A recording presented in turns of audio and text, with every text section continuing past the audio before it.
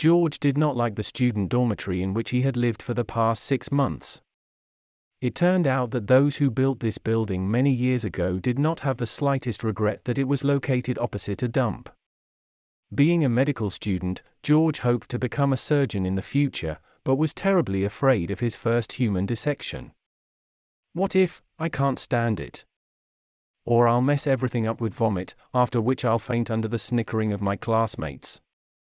He asked his friend Maximum. Come on, bro.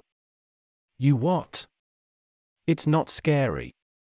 Especially the teachers, they drill us so much in anatomy that you can dissect a person with your eyes closed by bones, the guy answered.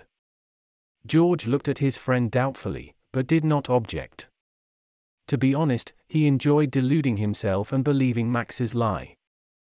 George knew from senior students that the first dissection is almost a ritual not everyone can withstand. Someone listens to the screams of Marilyn Manson all night to set themselves up for execution, and someone crams anatomy guides to madness. But neither worked on George. The guy was still terrified of dissections, so he was waiting for the practice in the morgue with the doom of a person sentenced to death. Come on. Don't worry. The first time there, the pathologist will do everything. You will only have to stand aside and gasp through 2 holes, Max said with a grin in his voice. George knew that his friend had already been to the morgue through an acquaintance and even managed to practice a little. According to Max, a bottle of port wine could open any doors, especially if you are dealing with a morgue watchman. Imagine. Columbus has a penny salary. So he, for money, arranges excursions to the morgue. Well, there. He shows the freezers, something from the inventory. Last time I took a cool photo with a saw in my hand. Such trash, said Maximum. His friend's confession added to his depression. The last thing George wanted was to look like a coward and a downright pussy in his eyes. Max was a more communicative guy than he was, and felt like a fish in water in any situation. It was he who first established contact with the morgue watchman in order to get used to the sight of corpses and get his hand in. George's father was a well-known surgeon in the city. Getting an appointment with him was considered a big luck. Samuel dreamed that his son would continue the family tradition and would definitely follow in his footsteps. Of course, internally, George was ready for this. But when it came to practice, his hands would start shaking, and his lips would clench together, turning into an invisible thin thread. George was afraid that after the first dissection, he would faint and be expelled from the course. What will I then say to my father? This is a lifetime shame. The son of a surgeon turned out to be a loser. George scared himself. Of course, all of this looked like complete nonsense, but the guy's mind showed him an alternative reality just like that, and not otherwise. Therefore, when Max suggested that he practice in the morgue, in a relaxed environment, George happily clung to this idea. Well, that's a normal thing. If I feel sick, I can recover without fear of anyone. And no mockery and contemptuous looks from the professor, George thought. Having discussed this with Max, he decided to go to the morgue on Friday. Firstly, it's the end of the school week and a real bedlam is going on in the dormitory. Some are going to visit parents, while others are preparing for a several days-long party. Secondly, in the morgue itself, the workload significantly decreases on weekends, as if dying on Saturday or Sunday is considered bad manners. On Friday evening we will rush. Collier will be on shift. A couple of bottles of port wine will do their job and I'll coax him to take us to the dissection room, Max excitedly babbled. George's eyes lit up with joy. Now he will be able to test his strength. What is it like? Visit the kingdom of death while being alive? George's heart was pounding like crazy when he imagined the tour to purgatory, which took the form of a city morgue. Max personally took over the purchase of alcohol, as he knew that George couldn't be relied upon in such a delicate matter. The conspirators were looking forward to Friday. George was already savoring the moment when in a month, at his first dissection, He will demonstrate knowledge and stamina worthy of an experienced surgeon. The guy thought that even a seasoned pathologist would be amazed at his skills. At the appointed time, George and Max dressed in loose clothing and, leaving the dormitory, trudged towards the hospital complex, where the city morgue was actually located. Twilight was thickening over the city, but this did not frighten Max at all. He confidently led his friend through a breach in the concrete fence to end up on the hospital yard territory. The watchman, Collier, was already waiting for them at the doors of the morgue. From the man's face, it was evident that he was nervous. Most likely, the hangover syndrome was affecting him, which could only be relieved by a new dose of alcohol. "Well, where have you been?" "I've been standing here like a post for an hour already." "It's been a busy day. They've brought a lot of bodies. Even one homeless man came in.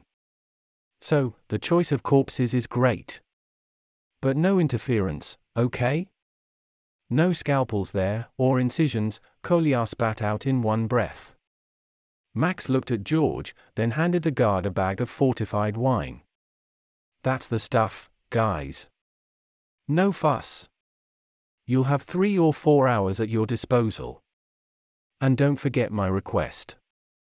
If anything, I'll be in my little room. When you're about to leave, make sure to let me know, okay?" asked Collier. Max raised his thumb up, signaling to the guard that he and his buddy had everything under control. George had never been to a morgue in his life, especially at night. In essence, there was and is nothing scary about it. Considering that those who think so are now lounging on a couch, or staring at the TV trying to find a top horror movie. George had never been so scared in his life. The boy felt that a little more and the walls of this kingdom of death would close in on him, swallowing him like a hellish abyss. The first thing George didn't like was the smell.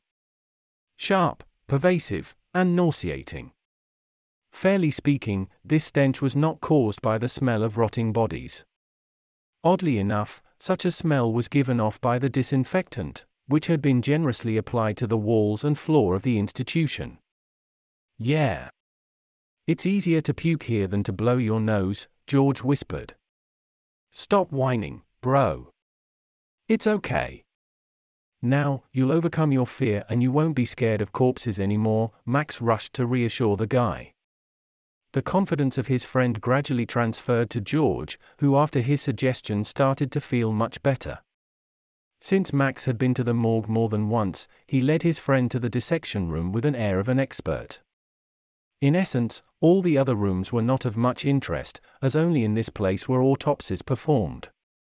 Remembering the guidance of the guard Collier, George behaved quietly and tried to be inconspicuous even within the walls of this kingdom of the dead. When Max opened the door to the dissection room, there was only one body lying there, covered with a sheet. Apparently, they prepared for the morning.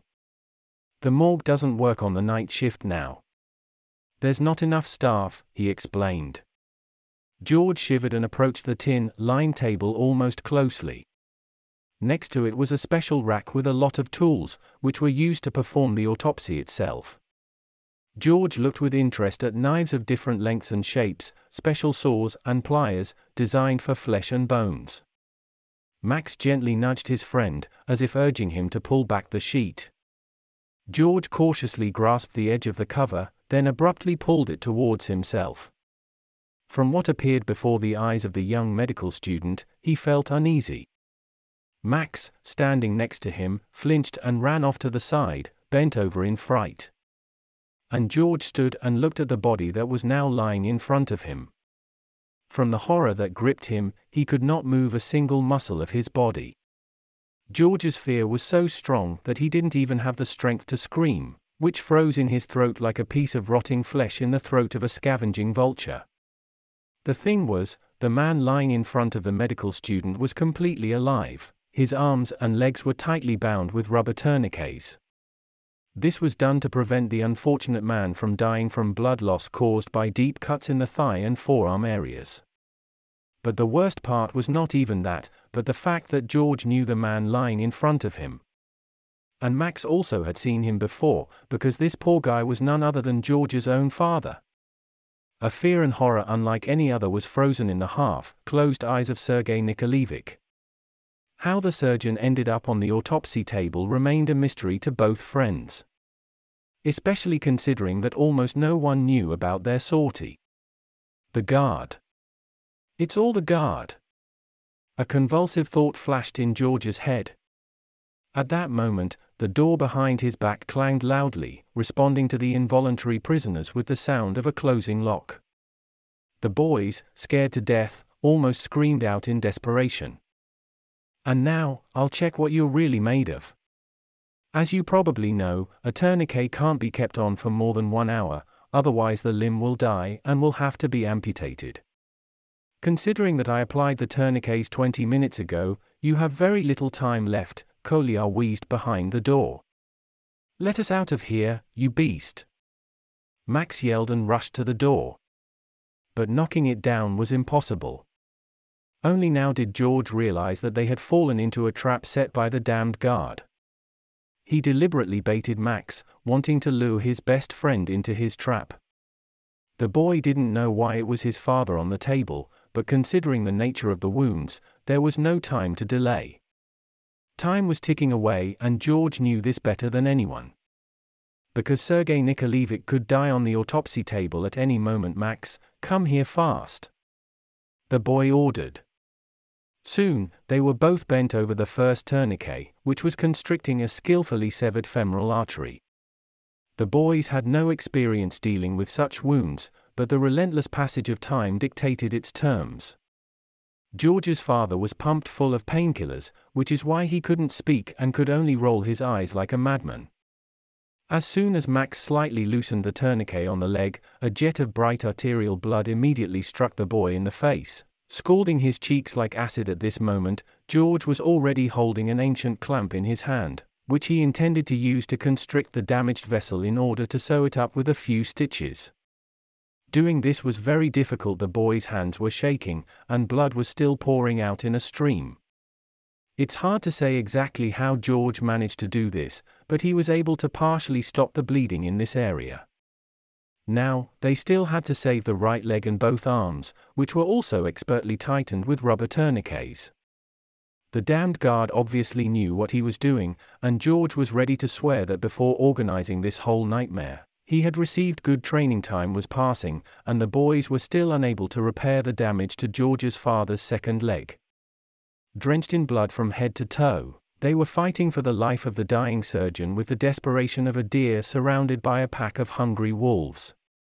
Only at the cost of incredible efforts, George and Max managed to stop the bleeding in the thigh area.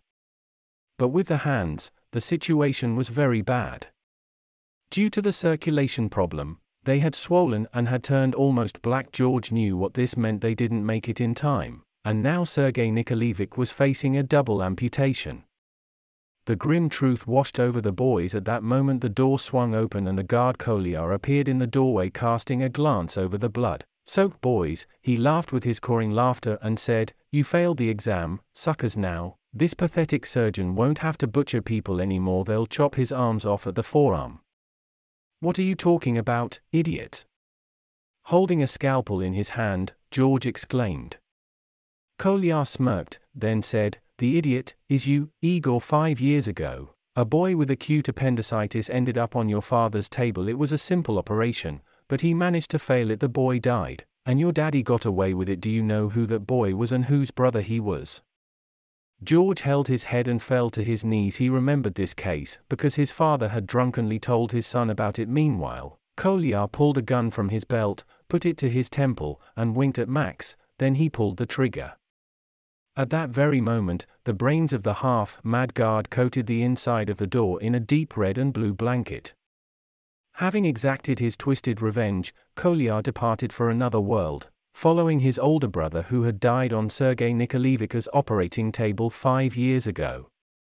The guard had only miscalculated one thing: the surgeon, who was guilty of the death of his brother, only had one arm amputated. The other was, after all, saved. Although after such an ordeal, Sergei Nikolaevich could forget about a career as a surgeon. Max and George, on the other hand, passed such a test that not everyone would wish on their worst enemy. Afterward, Maxim dropped out of school and quit medicine, but George achieved great success in this field, and was able to overcome the fear caused by the sight of living or dead flesh.